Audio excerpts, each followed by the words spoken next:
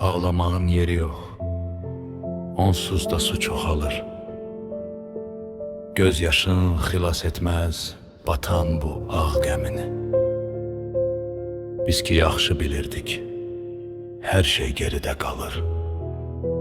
Dalgalar qucaqlayır ikimizin qəmini. Bir vaxt bu su üzündə süzürdü quşu tək. İndi sulara dönür onun beyaz gövdəsi. Göy üzü kar və laldır, yer bizə etməz kömək. Eşidilməz su altda boğulan adam səsi. Mən axı deyirdim ki, çox açılma dənizə.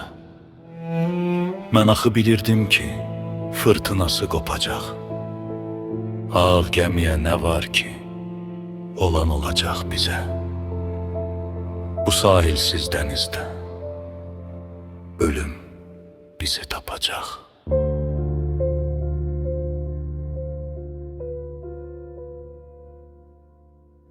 Axır sakitləşibdir o uğuldayan külək.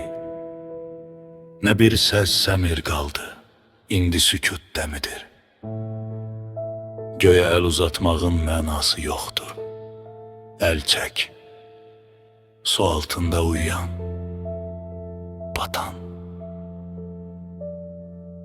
o ağ gəmidir.